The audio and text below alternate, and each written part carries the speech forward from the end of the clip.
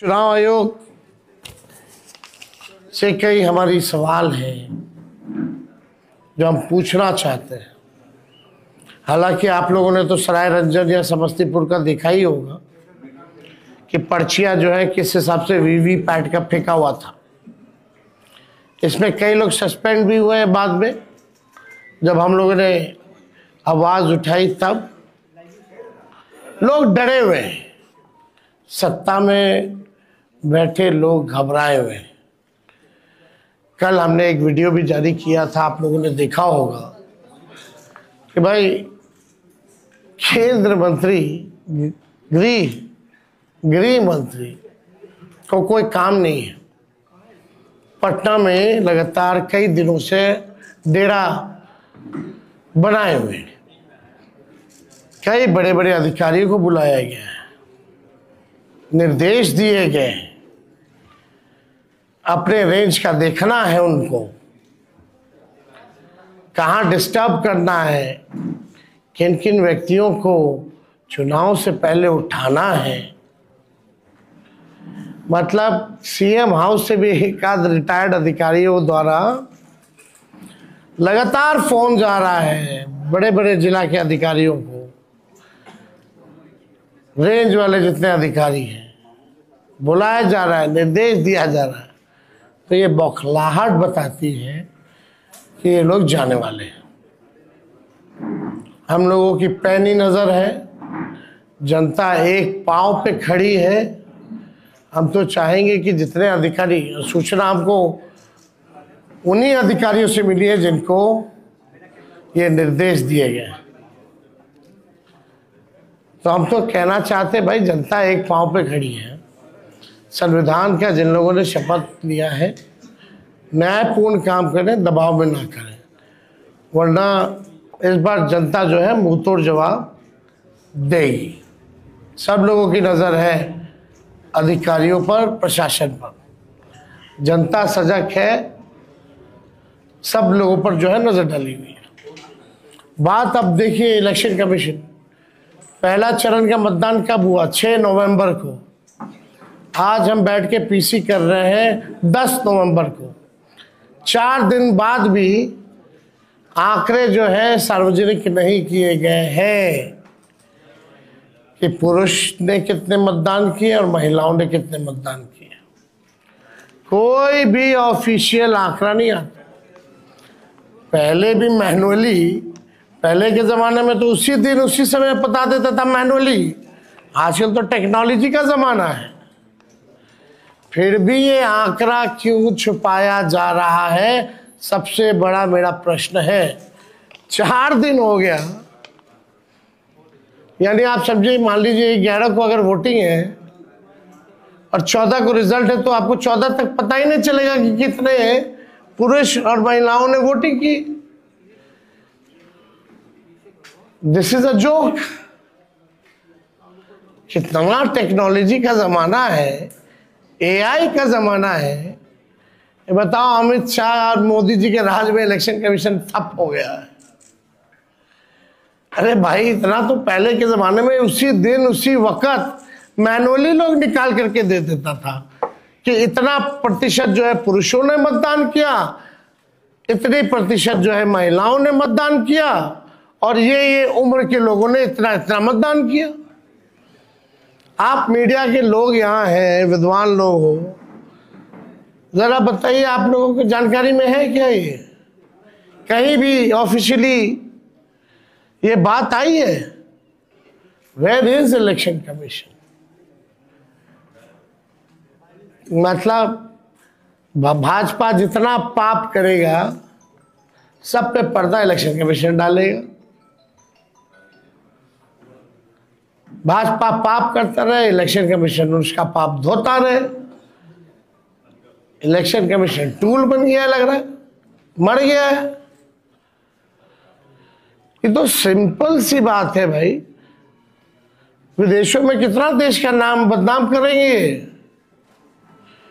विदेशी पत्रकार भी अगर पूछेंगे भाई कितना रेशियो है, 4 दिन हो गया चुनाव को, अब तक नहीं आया, तो देश का तो मजाक उड़वा रहे हैं ये लोग। तो हम तो जानना चाहेंगे कि भाई जल्द से जल्द दे दो। ऐसा जो आप लोगों का रफ्तार है, लग नहीं रहा कि दूसरा फेज वाले का पता भी चल पाएगा कि कितना रेशियो में किसने किसने कितना मतदान किया। आपको हम बता दें कि सीसीटीवी लगातार जो है कई जगह जो है जो स्ट्रांग रूम का वो जो है बंद आ रहा है। उसमें हमारे पार्टी के लोग सजग हैं और कहीं भी कुछ आता है तो हम लोग कंप्लेन भी करते हैं, लेकिन ये बार बार लगभग हर जगह जो है स्ट्रांग रूम का जो सीसीटीवी है वो बंद हो जा रहा है। आखिर क्या कारण है? इसमें चुनाव आयोग को जो है सफाई देने की जरूरत है। और आपको हम इंटरेस्टिंग डेटा बताना चाहते हैं जो इलेक्शन कमीशन ने अमित शाह जी के निर्देशों पे शायद किया होगा। एक तो आंकड़ा हम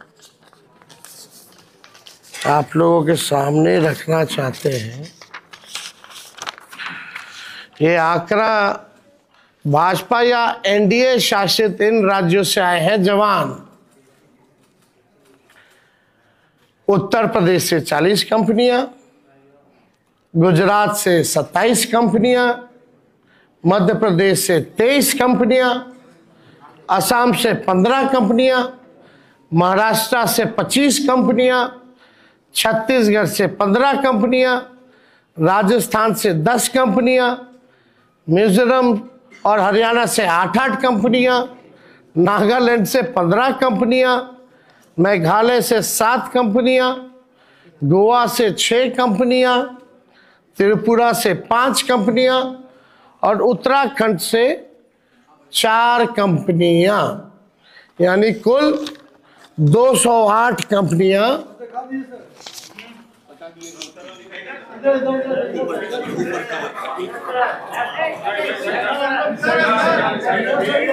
अल्लाह। चलिए देखिए, यानी 208 कंपनियां भाजपा शासित राज्यों से उनकी पुलिस आई है। पहले बिहार विधानसभा चुनाव 2025 में सुरक्षा और निगरानी की व्यवस्था के लिए ये गंभीर सवाल जो है खड़ा हुआ है। ये गंभीर सवाल खड़ा हुआ है। बंगाल, कर्नाटका, तमिलनाडु से क्यों नहीं मंगाए भाई? झारखंड बगल में है, यूपी का आ रहा है, मध्य प्रदेश का आ रहा है, झारखंड अब बंगाल का क्यों नहीं आ रहा? दोनों बॉर्डर के इलाके में है। तो मेघालय त्रिपुरा से आ रहा है, नागालैंड से आ रहा है, लेकिन झारखंड, बंगाल और आपका तमिलनाडु, कर्नाटका जैसे राज्यों से क्यों नहीं आ रहा? केरला से क्यों नहीं आ रहा? वेस्ट बंगाल वही हुआ, क्यों नहीं आ रहा? ये तो भाई बड़ा सवाल जो है खड़ा हो गया। पुलिस ऑब्जर्वर में तो मतलब आप कहीं तो जो असंतुलन है, ये जो भी 243 विधानसभा में 68% पुलिस ऑब्जर्वर बीजेपी शासित राज्यों से। आप समझ जाइए, 68% पुलिस ऑब्जर्वर जो है वो बीजेपी शासित राज्यों से हैं। पहले ये जितने भी लोग होते थे वो CAPF यानी सेंट्रल केंद्रीय अर्धसैनिक बल के जो लोग होते थे उनको लगाया जाता था ताकि निष्पक्ष जो है ऑब्जर्विंग जो है वो हो। लेकिन इस बार 68% यानी हमने आपको आंकड़ा दिया 208 कंपनियां भाजपा शासित राज्यों में से। अब ये तो देख लीजिए, अमित शाह जी आए इसीलिए ना, डेरा काहे जमाए हुए हैं गृह मंत्री? देश में थोड़ी और कोई काम है? जहां चुनाव है वहां बेईमानी वाला काम है। पूरा धन बल छल कपट सब लगा रहे, कोई चीज का कमी नहीं छोड़ रहे। लेकिन फिर भी ये अमित शाह बिहार को उपनिवेश बनाना चाहते हैं, बाहरी लोग कब्जा करना चाहते हैं, बिहारी होने नहीं देगा। इस बार करारा जवाब मिलेगा, जनता से मिल रहा है। ये लोग बौखलाहट में इस तरह का काम कर रहे हैं क्योंकि इनको पता है कि ये लोग जो है जाने वाले हैं। अब सवाल देखिए, मोदी शाह जी ने बिहार को जितना बदनाम किया, जो बात बिहार के बारे में बोल रहे हैं, क्या वो गुजरात के बारे में ऐसा बोल सकते हैं? गुजरात में क्या क्या बातें करेंगे? वो फैक्ट्री की बात करेंगे, उद्योग की बात करेंगे, और यहाँ अगर उनकी पूरी भाषा, पूरा वाक्य देखिएगा या शब्दों का चयन देखिएगा तो नेगेटिव, नकारात्मक। मतलब हम लोग भी चाह रहे थे कि भाई प्रधानमंत्री जी आ रहे हैं, इतना सभा किए हैं ऑफिशियली अनऑफिशियली, कम से कम एक रोड मैप, एक विजन तो बता दो प्रधानमंत्री जी कि आप अगला 5 साल बिहार को कैसे आगे बढ़ाइएगा। 11 साल तो बढ़ा नहीं पाए प्रधानमंत्री रहते हुए, 20 साल में बिहार आगे बढ़ा नहीं। अब जो है जुमलेबाजी और तरह तरह के गाने फाने जो है गा रहे, कोई मतलब नहीं है। प्रधानमंत्री आजकल लगता है कि भाई पता नहीं कौन सा वेब सीरीज देख रहे हैं भाई। इतना फुर्सत का समय प्रधानमंत्री के पास, कौन सा वेब सीरीज प्रधानमंत्री देख रहे हैं समझ में नहीं आ रहा। तेजस्वी यहाँ कलम बांटता है, नौकरी बांटा, आपको नजर नहीं आया प्रधानमंत्री जी?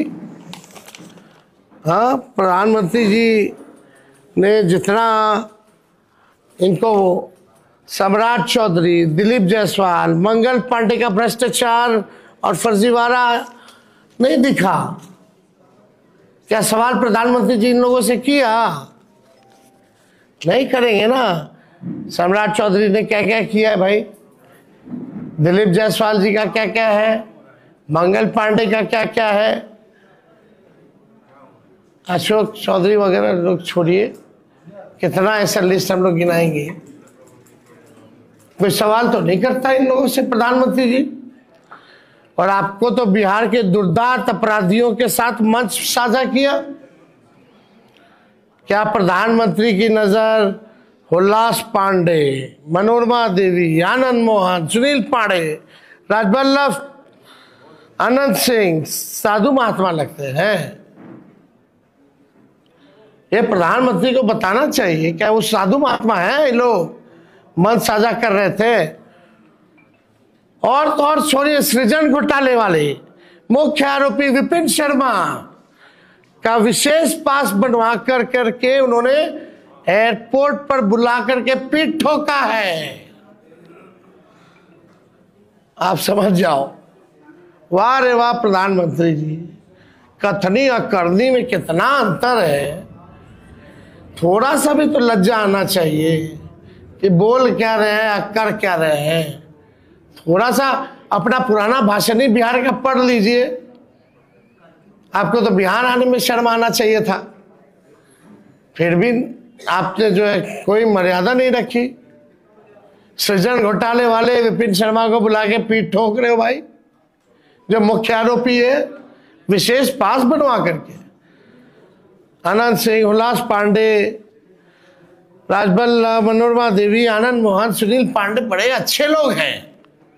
ये लोग तो कुछ चलाते नहीं हैं, मिलता नहीं है ना। ये लोग तो भोलेनाथ पे दूध चढ़ाते हैं, है ना। वही है, भाजपा में जाओगे तो पाप धुल जाएगा। गंगा जी में नहाइएगा, गारंटी नहीं है कि भैया पाप धुले कि ना धुले, लेकिन आस्था हम लोगों की है गंगा जी के प्रति। लेकिन ऐसे ऐसे लोगों की आस्था गंगा जी से ज़्यादा मोदी जी और अमित शाह में है। कुछ करेंगे, पाप धुलने की गारंटी ज़रूर है। यही हो रहा है। अब हम क्या क्या हम बोले, अब तो हमको तो बोलना भी ठीक नहीं लगता। अब बताइए, 30,000 करोड़ रुपया चुनाव में रिश्वत दी गई, 10-10 हज़ार रुपया, टोटल कितना? 30,000 करोड़। चुनाव आयोग मौन, चुनाव के दिन भी खाते में आ रहा है पैसा 10,000। ये रिश्वत नहीं है तो और क्या है भाई? फिर भी जनता इनको करारा जवाब दे रही है। क्या इन लोगों ने नहीं किया इस पूरे चुनाव में? दिल्ली में 1 साल हो गया, दिल्ली में क्या क्या वादा इन लोगों ने किया था? महिलाओं का पैसा नहीं दिया अब तक। अमित शाह ने कहा कि भाई यूपी चुनाव में उन्होंने कहा था कि भाई दिवाली और होली पर सिलेंडर जो है मुफ्त में दिया जाएगा। जरा जाके यूपी वालों से पूछो बगल में कि सिलेंडर मुफ्त में मिला कि नहीं मिला। और इन लोगों ने रिश्वत जो दी है वो तो कर्जा है, वो तो ये लोग इंटरेस्ट के साथ लेंगे। लेकिन तेजस्वी जो माई बहन मान योजना के तहत देगा, 14 जनवरी का तारीख आप लोग याद रखिए, सरकार तो हम ही लोग बना रहे हैं। माई बहन मान योजना के तहत मकर संक्रांति दही चूड़ा वाले दिन अपने माताओं और बहनों के खाते में 30,000 रुपया डाला जाएगा। और ये आर्थिक न्याय के तौर पे महंगाई से सामना करने के लिए उनको सहयोग राशि दिया जाएगा। और ये निरंतर जो है ये प्रक्रिया चलती रहेगी, हर महीने चलता रहेगा। उसमें 1 साल का एक साथ 30,000 रुपया हम लोग दे रहे हैं, यानी महीने का 2,500 के हिसाब से 12 महीने का 30,000। तो ये हम लोग तो करेंगे ही करेंगे। लेकिन आप देखिए स्थिति जो है क्या से क्या हो गया है। अब पूरे विश्व में नरेंद्र मोदी ने बिहार और बिहारियों को गाली दिलवाने का काम किया। लगता है प्रधानमंत्री जी आजकल असला बारूद और तोप खाने वाले डिक्शनरी पढ़ रहे हैं। और हमने पहले भी कहा कि भाई हो सकता है कि वेब सीरीज भी देख रहे होंगे। प्रधानमंत्री जी को नौकरी, रोजगार, विकास की बात करनी चाहिए। ये हम लोग जो है चाहते हैं कि भाई कम से कम इस पे हम लोगों ने कोई बात नहीं सुनी कि प्रधानमंत्री जी ने क्या बात की। देखिए साफ तौर पे हम लोग जब आएंगे तो जिस परिवार के पास सरकारी नौकरी नहीं है उस परिवार में एक सरकारी नौकरी हम लोग दिलाएंगे। हर जात हर धर्म में बेरोजगारी है। इसका मतलब ये है कि हर जात हर धर्म में नौकरियां मिलेंगी। तेजस्वी सबको साथ लेकर के चलेगा। माई बहन मान योजना का हमने बताया। जीविका दीदियों को मानदेय 30,000 रुपया किया जाएगा, स्थायी किया जाएगा। जो समूह है, जो कैडर है, जो दिन रात काम कराती है सरकार, उनके लिए, अन्य जीविका दीदियों के लिए, कैडर समूह के लिए 2,000 मानदेय। और जो इंटरेस्ट जो लेती है, देना पड़ता है उनको, वो इंटरेस्ट जो है माफ किया जाएगा। और 5 लाख रुपए का बीमा हम लोग कराएंगे। इससे पहले हम लोगों ने ये ओल्ड पेंशन स्कीम जो है OPS, वो हम लोग लागू करेंगे। OPS को लागू किया जाएगा। जो अभ्यर्थी जो बहाली के लिए होंगे उनका फॉर्म जो है 0 निःशुल्क फ्री कर दिया जाएगा, फॉर्म फीस नहीं लगेगा। जो भी आपके किसान हैं, सिंचाई के लिए बिजली का इस्तेमाल करते हैं, वो बिजली जो है उन किसानों के लिए मुफ्त जो है वो की जाएगी। जो जनप्रतिनिधि है, जैसे त्रिस्तरीय पंचायत के लोग हों, ग्राम कचहरी के लोग हों, इन सब का जो है पेंशन भी मिलेगा। और इन सब लोगों को जो है हम लोग जो मानदेय जो है दुगना हम लोग करने का काम करेंगे। टैक्स वगैरह जो हो गए उन लोगों को जनप्रतिनिधि का दर्जा हम लोग जो है देंगे। तो हम लोग कई ऐसी योजनाएं, बेटी योजना हो, माँ योजना हो, ये सब योजनाओं को हम लोग जो है लागू करेंगे। आरक्षण को हम लोग जो है, इन लोगों ने तो ख़त्म कर दिया, भाजपा के लोगों ने, हम लोग जो है आरक्षण को लागू करेंगे।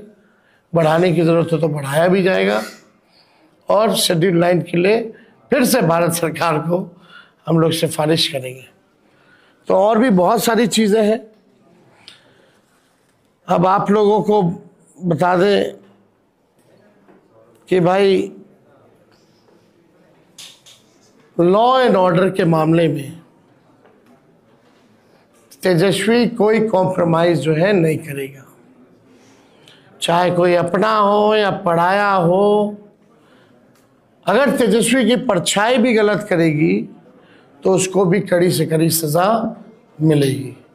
इस मामले में, लॉ एंड ऑर्डर के मामले में कोई कॉम्प्रोमाइज़ नहीं। आप सब लोग मेरे स्वभाव को जानते हैं, ऐसा कॉम्प्रोमाइज़ हम लोग जो है एकदम नहीं करेंगे। क्राइम हो, करप्शन हो, कम्युनलिज्म हो, इन तीनों से तेजस्वी जो है कॉम्प्रोमाइज़ नहीं करेगा। और आप सब लोगों को बता दें, 14 को रिज़ल्ट आएगा और 18 नवंबर को हम लोग जो है शपथ लेंगे। 26 नवंबर और 26 जनवरी यानी रिपब्लिक डे के दिन के बीच में खरवास भी आता है। इस खरवास में जितने अपराधी हैं उन सबको तेजस्वी सलाखों के पीछे चुन चुन करके भेजने का काम करेगा। 1-2 महीने के अंदर इस खरवास में 26 नवंबर से 26 जनवरी के बीच कोई अपराधी बिहार में नहीं बचने वाला है। 2 महीने के भीतर खरवास में जेल के अंदर जाने वाले हैं।